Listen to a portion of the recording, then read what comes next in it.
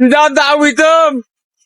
يا سلام زاد لو متعويتم لو دس بحالي مرة دس بحالي تعويتم لو حجن دحريت زملس يلن اتري إرتران ندلاي سلامن فتحن زغنا إثيوبياون نخلو بزوبا زلو دلاي سلامن كستي وصمقو وعره وحطولو كل سودان ناسا وجلا بزم تريو ملهم ريم تريو ملهم ناسا وجل ناسا سلام شطواتهم خورات نايس مرشو تحت تلتنا هم يتصرحوا لو من هم تلتلمه ده بحدش تحدث دينات تونسنا كنينا نتشانا حدثتهم كلهم لايك شير سبسكرايب قاري ترسو زي فيديو من تلاقوا لسه بطح لايك نقدم له زاد عويتم يا سلام زاد لو متعويتم لو دس بحالي مرة دس بحالي تعويتم لو ايوه مرة دس بالزيادة لو متعويتم لو كل سودان ناسا وجلا بزم تريو ملهم ريم تريو ملهم ناسا وجل ناسا بتعب دس بالزيادة ايوه زم تريو ملهم بتعب زلو ناسا وجل كلهم بقى سودان ناسا وجل كل بقى كما يحكوا لجماهيره إلى الدرجة الممتازة هي مرسته ريو ايوه وبسم لك ناسا وجل حجن دحريت زملس يلن اتري إرتران ندلاي سلامن فتحن زغنا إثيوبياون نخلو بزوبا زلو دلاي سلامن كستي وصمقو وعره وحطولو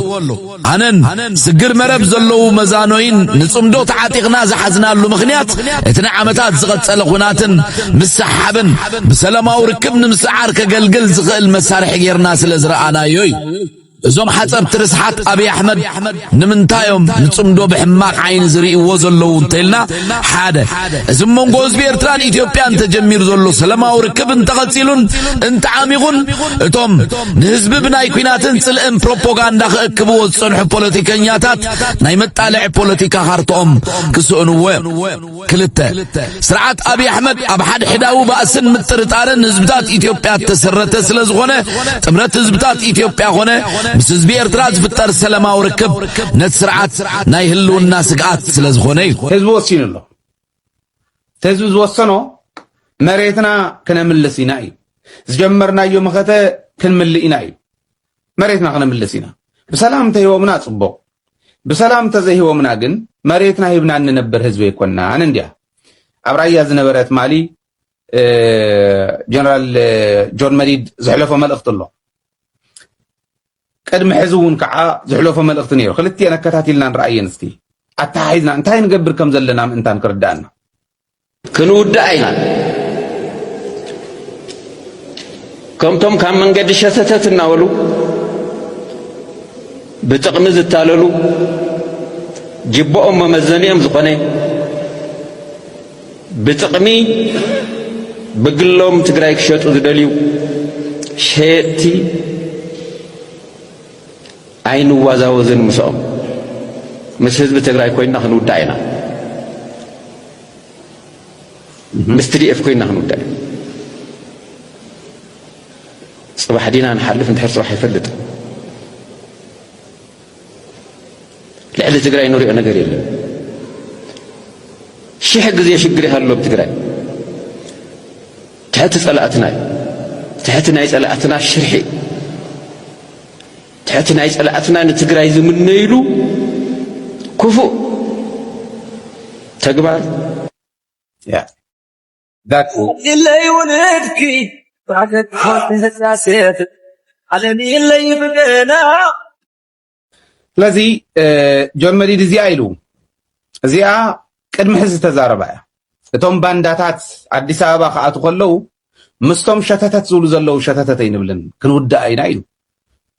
መስዋዕትነት ከም ዝኽፍል ተዛሪቡ ጽባሕ ዲና ድሕር ጽባሕ ክንሓልፈ ይፈልጥን እዩ ግን ምስቶም ከም ከልቢ ስጋ ከም ዝረአየ ከልቢ ንአዲስ አበባ ሸተተት ዝብሉ ዘለው ሸተተት ይንብልን ካብ ህዝባዊ መትከልና ፍጹም አይኑ ወርድን እዩ زيادة يلو نحنا قليهم صحفوا بانداتات صحفوا قرص نحلقة قروا لكم هي بايزوي ببانداتات مبر بوعلمون يكون نفط ميديا وانت تعرف بباندا يمزمو كتنا تمثالاتنا بباندا ትማሊ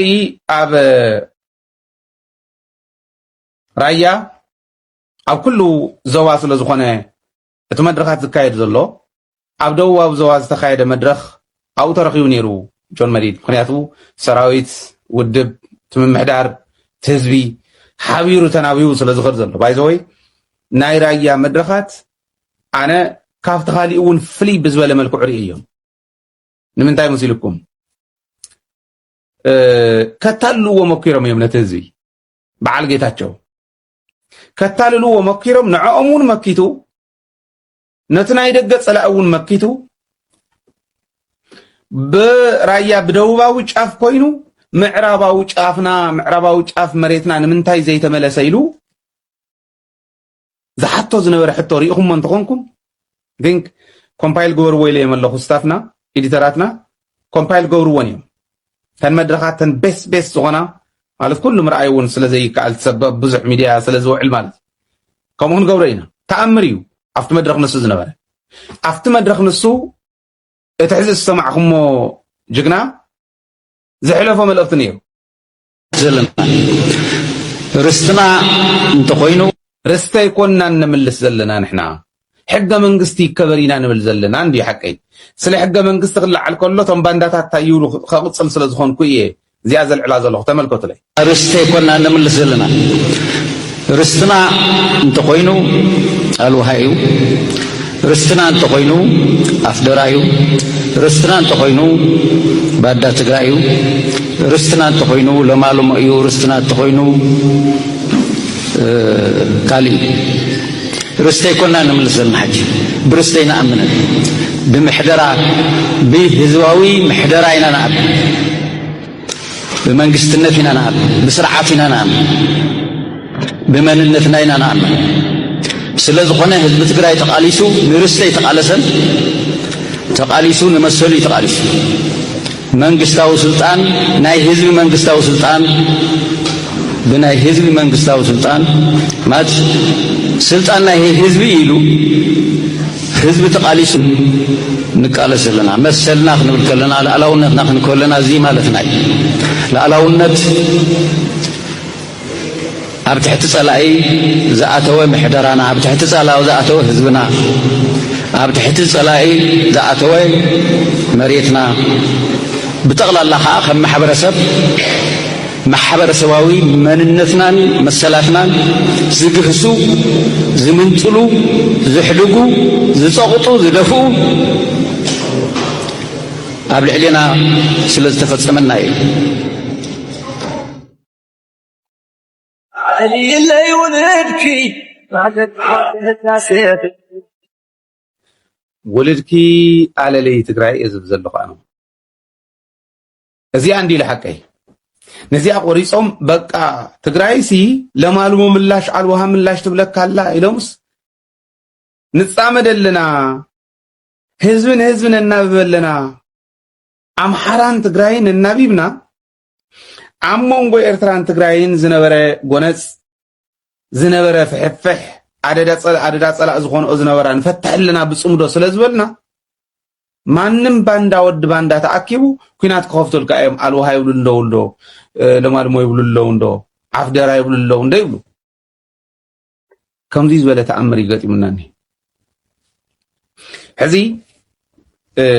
ክንፈልዮ ዘለና ከም ህዝቢ ከቕምጥ ደሊ እሳም ስፈለና ኢና መኸተ ክንምከት እንተኮይንና ናይ መኸተ እንታይነት ዝርዳእና ክንምከት እንተኮይንና ፕራዮሪቲ ናይ ህዝቢ ትግራይ ዝርዳእና ዝኾነ ይኹን ሓይሊ ሕቶ ከልዕል ከሎ ኣፍታ ናይ ህዝቢ ትግራይ ፕራዮሪቲ ኣሎ ዶ የለን ዝብል ንምምዛን ዝጥዕመና ንሱ እንተተረዲእናዮ ሚዛንና ማዕረ እዩ ኣብ ሓደ ፔጅ ኢና ንኾን ናተይ ዘረባ ናይቲ ካሊእ ዘረባ ናይቲ ካሊእ ዘረባ ንገሊኡ ዕረ ዝጥዕመካ ንገሊኡ መዓር ተጥዕሞ በዓልኻ ኣይኸውንን መዓር ዘጥዕሞን ዕረ ዘጥዕሞን ትግራዋይነት ክኸውን እዩ ማለት ንሳ እንተተረዲእኻ ሕዚ እንታይ ኢሉ ዝወዲ ንበይኑ ተወፅሑ ትግራይ ኣለዎ ኣላቶ ድያ እታ መጀመርያ ሪኢኹም ኢኹም መስዋዕትነት ኣላ ኢሉ ፅባሕ ድየ ድሕሪ ፅባሕ ክሓልፈ ይፈልጥን ኢሉ ግን ብሂወት እስካዕ ዘለና መሬት ትግራይ ተወሪሮ ኣይሓድርን በፍፅም ንሕና እንዳሃለና እዩ ዝብል ዘሎ መስዋዕትነት ከም ዘሎ ይፈልጥ እዩ ዕድሚኡ ዕድመ ንእስነቱ ዝሕለፎ ኣብቲ ሕሉፍ ቃልሲ ምዃኑ ይፈልጥ እዩ ኣብ ጥሮታ ዕድሚኦም እዮም ኣብዚ ደረጃ እዚ ዝኔው ግን ጀነራላት እዮም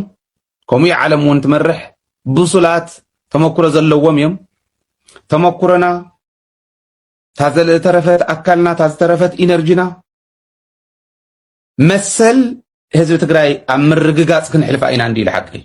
ነዚስ ኒሻን ትሽልሙ እምበር እንታይ እንዳበልካ ትሰቕሉ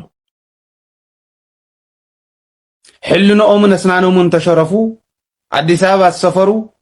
ኩላ ነገር ብኸብዶም ዝልክዑ ብኸብዶም ዝሰፍሩ ህዝባውነት ዝበሃል ፍጹም ዘይብሎም ስልጣን ይብካዮም ናብ ዘርቂ ስልጣን ይብካዮም ናብ ጭቆና ናይ ህዝቢ ናውዚው እንዳለወጥ ዝኸዱ ሊያቡ ሰባት ክመስሉ አዲስ አበባ ኮይኖም ነዚኦም ክወቅሱ ይኽእሉ ዶ ታይዲ ዝብል ዘሎ ኣብዚ ሓዊ እዚኣ ኮንካስ እዚኣ ምባል ከባድ ኣይኮነት እቲ ሓቂ እውን ኣይፈርሓን ንሕና ርስቲ እንተኢልናሲ ካሊእ ይኸውን ርስተይ እንዳበልካ ናብ ትግራይ ክትመጽእ ኣይትኽእልን ማንም ይኹን ማንም ወይለ ትረፍ ደምስ ካሊእ ምስቶም ተጋሩ እውን ኮይና ንገጥምኒ ናሕዚ ምስቶም ተጋሩ ባንዳታት አዲስ አበባ ዝኔው ተጋሩ አዲስ አበባ ኮይዶም ንዓዶም ምስ ፀላእ ኮይኖም ዝገጥሙላ ዘለው ተጋሩ ኮይና ንገጥም ዘለና ርስተይ ኢሉ ንዝመጽእ ከምኡ እንተመለሰ እንታይ ነውሩ ኣለዎ ዝብል ሓስ ሽምባርከስ ፍትዋትን ኩራትን ተኸታተልትና ሎም ዕለት ዝሓርናይ ሚድያትን ምስ ነይሩ ተመችኩልና ተስፋ ንገብር እስካብ ቃል ጋር ብለለኹም ስናይ ጻንሒት ትኾኑ